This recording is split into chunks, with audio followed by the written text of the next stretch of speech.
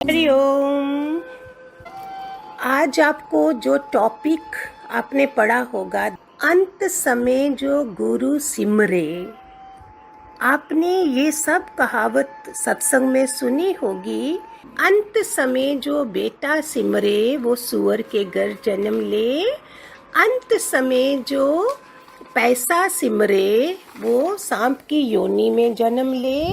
अंत समय जो स्त्री सिमरे वो वैश्या के घर जन्म ले। अंत समय जो घर सिमरे वो प्रेत योनि में जाए।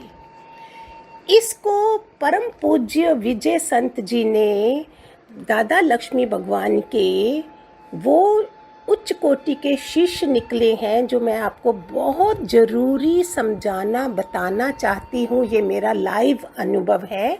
मेरे कर्म प्राणी थे और इस शरीर के साथ 43 इयर्स का सफ़र था उनके साथ। मैंने तो सोचा था कि मेरा होगा जाने का पहले, पता नहीं। मैंने तो सब देख लिया, सोच लिया था कि नहीं बस भगवान अभी देख लिया, सीख द ट्रूथ कर लिया, सच पता चल गया, अभी कोई मीनिंग नहीं है इस दुनिया में। ये गुरु कृपा से मैं बोल रही हूँ। पूज्य विजय संत जी भगवान जी की गोद में सदा के लिए विश्राम पा गए। वो दादा भगवान, दादा लक्ष्मी भगवान के उच्च कोटि के शिष्य, उन्हीं की तरह सादगी पूर्ण जीवन व्यतीत करने वाले रामकृष्ण परमहंस की तरह सदा सदा अपने गुरु के स्वरूप में लीन रहते थे। ये मेरे अपने जीवन का, अपनी लाइफ का लाइव अनुभव है, जो आप लोगों से बहुत ज़रूरी समझा है शेयर करना। भगवान जी ने हमेशा कहा, अनुभव का ज्ञान उज्ज्वलता की वाणी। ये अनुभव का ज्ञान है जो आप लोग सुनते हो। बीच में अपना कितना सुनाती हूँ, लेकिन लेकिन लेकिन ये एक बहुत ज़रूरी एक्सपीरियंस था जो भगवान जी के करोड़ों डिसाइपल्स होंगे सारी दुनिया में। उनमें से अगर आज भी कोई सुन रहे हैं, जितने भी सुन रहे हैं, शायद मैं भी चाहती हूँ कि मेरी भी मृत्यु ऐसे हो जो मिनट्स में नहीं सेकंड्स में हुई है। ऐसी सुखद, जिसने गुरु को सिमरा ना कि बिसरा। अंत समय जो गुरु सिमरा और पूरे ध्यान से सुने, शायद हम सबकी जिंदगी में भी ये उतर जाए और मोक्षदायी हमारी मृत्यु हो, जो विजय संत जी की हुई है, जो गुरु में अपार अंधी श्रद्धा को और प्रगाढ़ बनाते हैं। क्या बताऊं और कैसे बताऊं, क्या बताऊं और कैसे बताऊं, कहाँ से शुरुआत करूं। 23 मार्च जब उनका शरीर शांत हुआ, उसके कितने महीने पहले से भगवान जी का वासा हमारे घर में हो चुका था। इसका आभास बड़े ध्यान से सुनिए प्यारो, बहुत दिल से सुना रही हूँ।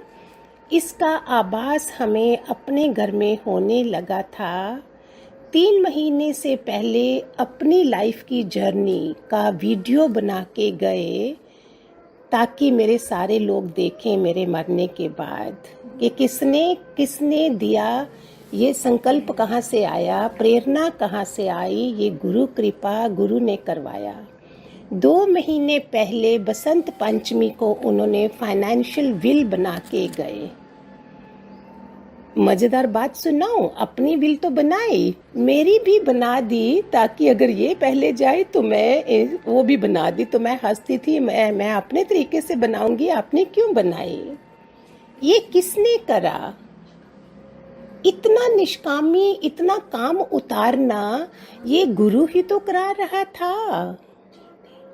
जीते जी जिन्होंने अपनी मौत कर ली, अपना काम उतार दिया, वो बंदगी कर ले प्रभु की, उस भजन में आता है, काम अपना पूरा कर ले, बस इसी में शान है। ये लाइन उन्होंने पूरी कर दी। भगवान जी का एक एक वचन, जो मैं उनकी कर्म प्राणी हूँ, पूरा साक्षात उनकी साक्षी हूँ उनके जीवन की, जिन्होंने पूरी तरह से वो आचरण उतारा और मुझे पग पग पर सहयोग दिया, जो मीरा को भी नहीं मिला, बुद्ध को भी नहीं मिला, महावीर को नहीं मिला। ये लोग तो घर से निकल गए थे, वो तो मेरे साथ रहे। एक स्त्री चोले में मैं हूँ, साथ में कर्म प्राणी है। जीते जी हमारा जीवन जैसे हम किसी वशिष्ठ के आश्रम में, ऋषि मुनियों का आश्रम है, वैसा जीवन चल रहा था। ये भगवान जी की कृपा के बिना पॉसिबल है। हम सारे कमजोर इंद्रियों वाले, हम जितेंद्रिय कहाँ होते हैं, चाहे जितना भी हम सुन लें। ये सारा लाइव अनुभव है प्यारे बच्चों, और मैं अपने सामने अपने हाथों से अपने घर में देख रही हूँ कि ऐसी सुखद मृत्यु किसको आती है। बड़े बड़े ऋषि महात्माओं को भी नहीं। वो तो रिलायंस में जनरल मैनेजर थे और वर्किंग पर्स, उसके साथ वो दादा लक्ष्मी भगवान के ज्ञान में लग गए और उसके साथ उनका जीवन बीता। मैं तो वर्किंग नहीं थी, लेकिन एक वर्किंग इंसान सुबह से शाम तक वो ऑफिस में है, उसको कितना समय मिलता था। रिटायरमेंट का उन्होंने पूरा फ़ायदा उठाया भगवान जी के ज्ञान को और प्रैक्टिकली लगाते गए। आशा है आप सारे जो सुन रहे हो, सिर्फ और सिर्फ आप लोगों के अंदर चला जाए, ताकि आपका भी जीवन ऐसा हो, अगर समय है अभी हमारे पास। सबसे इम्पॉर्टेंट चीज़ जो आज आपको ये भी बताने जा रही हूँ कि हर एक बच्चे, छोटे बच्चे के हाथ में, 1 साल के बच्चे के हाथ में भी वो पाम लैपटॉप, वीडियो, मोबाइल होगा, और हर एक बुजुर्ग के हाथों में भी यही मोबाइल होंगे। लेकिन योगी जो थे वो कहीं कभी उन्होंने मोबाइल रखा ही नहीं था, उनका नंबर ही नहीं था। इतना संसार से विरक्त थे। जो भी फोन आता मेरे फोन पे आता और मैं उनको देती। अगर किसी का जरूरी फोन जो होते हैं बैंकों के, दूसरे रोज के सत्संगी के जो फोन आते थे, सत्संग करते थे हर संडे को वो।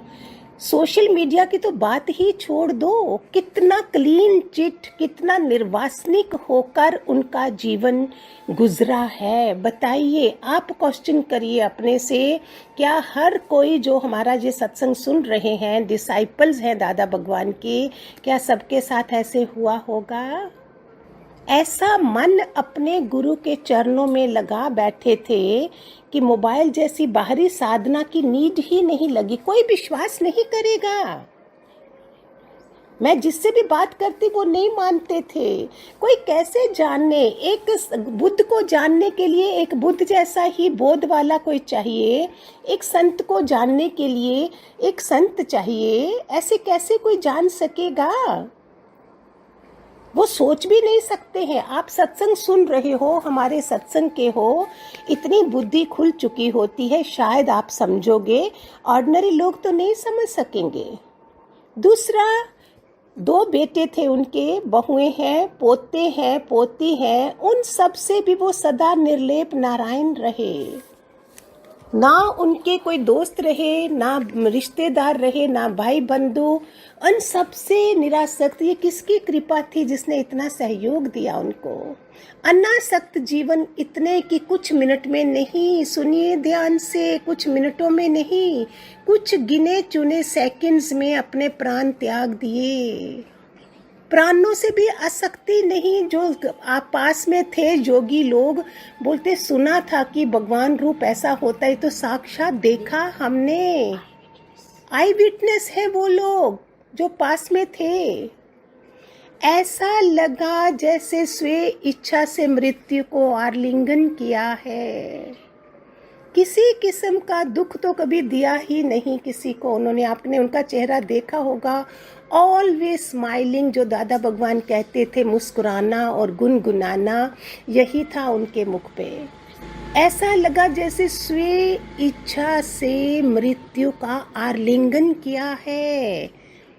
ऐसे लगा जैसे गुरु भगवान जी उनके पास सुबह से आ चुके थे, पहले से ही थे, और आपस में कन्वर्सेशन हो चुका था, डील हो चुकी थी, ताकि मुझे पता ही नहीं चले। कुछ नाम ही नहीं, कोई आवाज ही नहीं।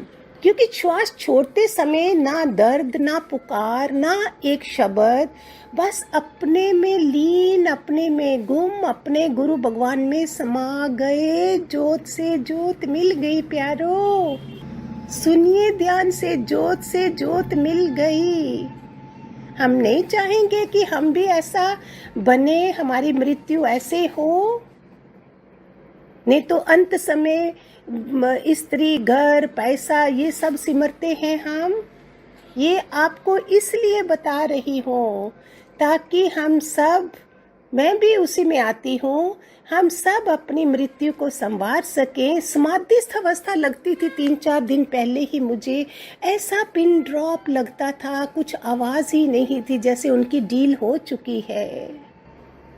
जैसे सुना था गुरु लोग लेने आते हैं, ये मैंने अपनी नज़रों से, अपनी आँखों से सामने देखा। और भी जो 5-7 योगी थे सामने, उन्होंने साक्षात देखा। इसीलिए आप सब भगवान जी के बच्चों से मुझे शेयर करना बहुत ज़रूरी लगा है कि हम सबसे विनती, हाथ जोड़कर विनती है, हम अपना जीवन ऐसा बनाएं, करुणामय हो जाइए, क्रूर नहीं बनिए, माफ़ देते जाइए। वो कभी किसी से उनकी शिकायत नहीं थी, किसी से नहीं थी। थोड़ी बहुत कहीं हो, मुझे पता नहीं, इतना परफेक्ट तो कोई बड़े बड़े ऋषि मुनि भी जंगलों में रहने वाले नहीं होते हैं। जो एक गृहस्थी इंसान ऐसा बन गया, उनका वचन ही था, बी नथिंग डू नथिंग। इस साकार से, रोज सत्संग में बोलते, इस साकार से ना कुछ हुआ है ना कुछ होगा।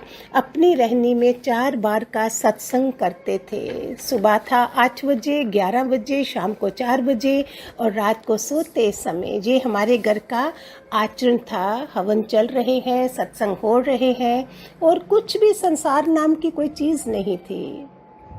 सुबह सत्संग में मृत्यु कैसे मोक्षदायी बनाई जाए, ये सुबह के सत्संग में मैं रोज ऐसा टॉपिक बोलती थी जब उधर बैठती थी, जो सुबह का हमारा सत्संग होता था। और मैं, जो बाकी मेरे साथ बैठे होते थे, गुरु कन्याएं भी हैं, दूसरे भी लोग होते, तो मैं उनको बोलना शुरू कर दिया था। देखो कैसे हो सकता है, मैं बोलती थी इनके पास, विजय संत के पास समय कम है और मैं आप लोगों के लिए नहीं बैठती हूँ, इनके लिए बैठती हूँ। ये कैसे पॉसिबल है कि मैं मुख से ऐसा बोलना शुरू कर दिया था?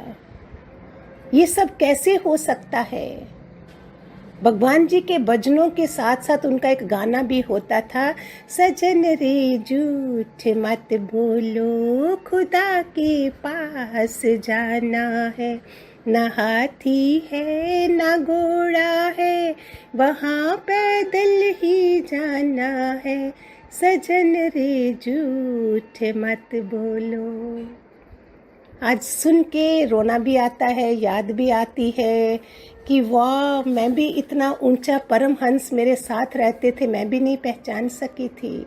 जब उन्होंने विल बनाई, मेरी 20 मिनट की स्पीच थी कि क्या ऐसी विल बार बार बनाओगे? प्रॉमिस करो कि आप दोबारा नहीं आओगे धरती पर, नहीं हमको ये सब काम करने हैं। ऐसी स्पीच मैंने दी हुई है इन लोगों को उस समय।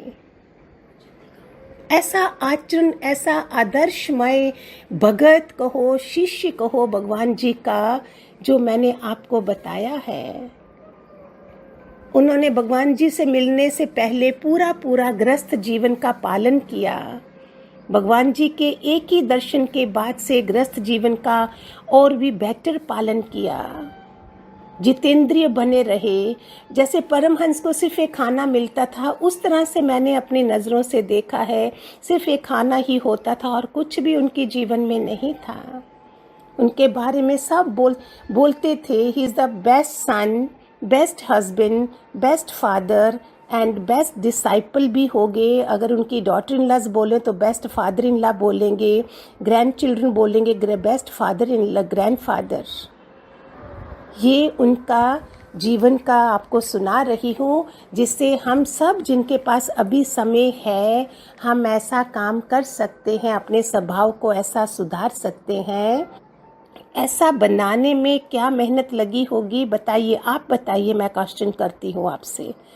घर में मैंने सोचा था charity begin from home. Why can't charity begin from home? Why do we compromise with people at home? Why can't we turn our family members towards spirituality? These were my questions. निश्चय आप सभी गृहस्थी हैं, अनुभवी हैं, भगवान जी के ज्ञान के फॉलोअर्स हैं. आप ही बताइए, मैंने जैसे ज्ञान सुना कितना समय लगा होगा बताइए. उनकी किस्मत होगी तभी मेरे कर्म प्राणी बने. और हर चीज़ को एक्सेप्ट करा, नहीं भी मानते मुझे ही डाइवोर्स दे देते, मुझे निकाल देते. ऐसा पॉसिबल नहीं हो सकता था. जहाँ दुखी होके कितने साल पहले शरीर छोड़ सकते थे वो. किस तरह से है ये सब. मैंने जैसे ही सत्संग में सुना रानी चुड़ाला वो ज्ञानवान थी और राजा था, उनका जो हस्बैंड थे वो राजा थे. तो उन्होंने देखा कि मैं ये तो राज्य में लगा रहेगा, अपने श्वास वेस्ट करेगा, क्यों ना इसको साथ साथ में ज्ञान देना चाहिए. उसने राजा को, तो मैंने डिसाइड करा I will be Rani Chudala for him and Rani Madalasa जो बच्चों के लिए बनी थी. ये दो चीज़ें मेरी पहले चैरिटी बिगिन फ्रॉम होम के लिए निश्चय था. बाकियों को तो हुआ. घर के लिए आप भी जितने सुन रहे हो, लेडीज सुन रही हैं चाहे जेंट्स हैं, ये मेरा मैं कहीं भी नहीं हूँ. ये मेरे गुरु की कृपा के बिना कुछ पॉसिबल नहीं था. मैं जोर भी लगाती रिजल्ट नहीं निकलता. ऐसी समाधित अवस्था में जीवन जिया है जो उनका, मैं बार बार बोल रही हूँ, मेरी आंखों के सामने पहला शरीर जो मैंने मृत्यु देखी है वो मिनट्स में नहीं सेकंड्स में सुखद अवस्था में मृत्यु होती है. ये पहली बार देखा है और आप लोगों से शेयर करना मैंने बहुत बहुत बहुत ज़रूरी समझा. आप सब संवेदनशीलता से सुनना, देखना. आज से ही अपना जीवन ऐसा बनाएं.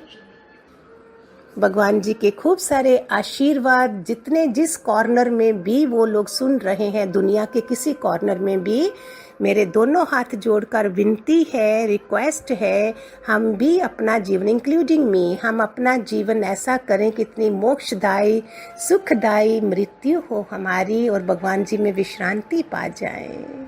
Thank you. Hari Om. God bless. खूब सारे आशीर्वाद भगवान जी के हम सब पर बरसें. हरि ओम. हरि ओम. हरि ओम.